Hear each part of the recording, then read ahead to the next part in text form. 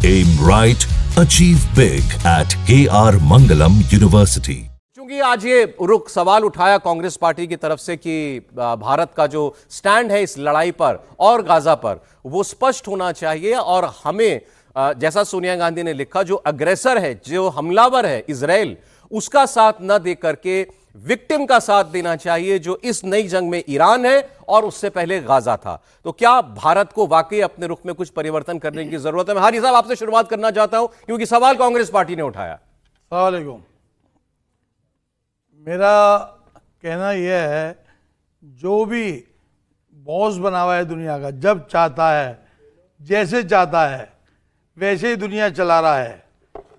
हर आदमी को हक है जीने का, और अमेरिका जैसे चाहता है, जिसको चाहता है, इसका काम ही लड़ाने का है जी। और हमारी गवर्नमेंट, हमारे नेता ये चाहते हैं पूरी दुनिया के अंदर शांति रहे, हिंदुस्तान हो, बाहर हो, हमारा अमन चाहते हैं।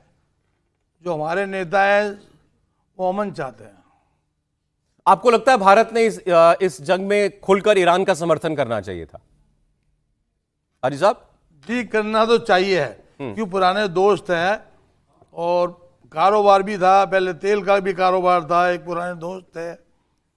अब गवर्नमेंट अपना रुख क्या करती है तो समझ में नहीं आ रही। इसके ऊपर सवाल उठ रहे हैं मगर कोई भी जवाब नहीं मिल रहा।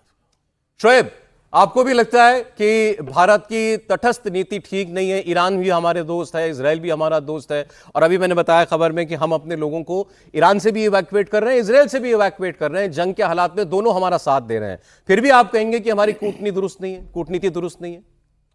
देखिए, मौजूदा सरकार के लिए एक धर्म संकट की घड़ी तो है कि भाई डिप्लोमेसी में अगर आप तौलते हैं तो स्ट्रैटेजिकली ईरान भी बहुत ज़्यादा इम्पॉर्टेंट है हमारे लिए। अगर हम पाकिस्तान को घेरना चाहते हैं तो जहां ग्वादर एयरपोर्ट है उनका, तो हमारे पास उसका एक्सेस जो है उसके नज़दीक वो चाबहार पोर्ट है और हमने बहुत बिलियंस ऑफ डॉलर्स इन्वेस्ट किया है।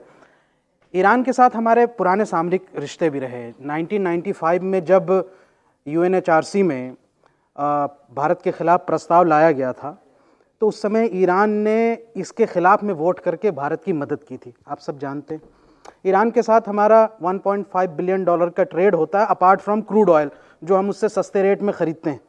और अगर स्ट्रेट ऑफ हॉर्मुज अगर वो बंद हो जाता है, वो जो समुद्री रास्ता है, तो बिजनेस इनसाइडर ये कहता है कि वन फिस्कल ईयर में लगभग 14 बिलियन डॉलर का भार भारत की इकोनॉमी को पड़ेगा।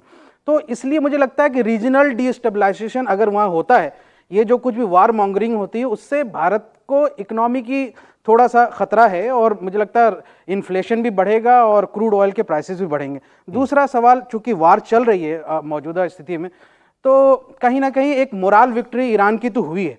जो हुआ था इजराइल के पास कि हमारे पास एक इनपेनिट्रेटेबल जो है वो आयरन डोम है, उसकी एफिशिएंसी 90% से घटकर 65% आ गई है। ईरान जो मिसाइलें जो रोज़ सैकड़ों की तादाद में बरसा रहा है, कभी 40, कभी 100, कभी 200, वो हाइपरसोनिक मिसाइलों को रोक नहीं पा रहा है। और बीर शेवा में हो, एस्कलॉन में हो, या फिर आप तेल अवीव में देख लीजिए या हाइफा में देख लीजिए, मिसाइलें बरस रही हैं और इजरायली नागरिक हजारों की तादाद में इजराइल छोड़ के भागने के मजबूर हो रहे हैं ना।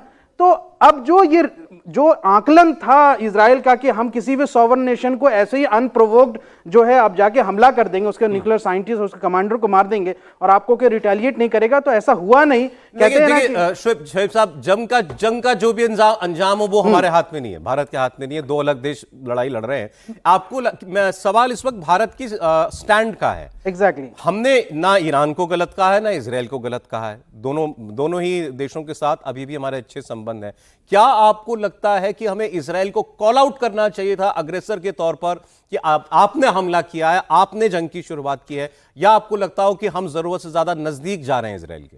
बिल्कुल करना चाहिए, क्योंकि मुझे ऐसा मानना है कि चूंकि हम एक गांधी की इंडिया को रिप्रेजेंट करते हैं और इंटरनेशनली हमें गांधी की इंडिया से जाना जाता है, तो जहां पर एक एग्रेसर है, अब आप सोचिए ना कि अगर कंपैरिजन करें नैतिकता के पैमाना पर भी, तो ईरान ने तो न्यूक्लियर प्रोलिफरेशन ट्रीटी भी कर रखा है, आईएए को इंस्पेक्शन करने भी आने देता है, उसके पास न्यूक्लियर बॉम्ब नहीं है, उसने संधि कर रखी थी 6 देशों से जिससे अमेरिका ने पुल आउट कर लिया। लेकिन इजराइल के पास बम है, वो बताता नहीं है। इजराइल कभी भी नॉन प्रोलिफरेशन ट्रीटी होने नहीं देता, आईएए को आने नहीं देता, इंस्पेक्शन होने नहीं देता।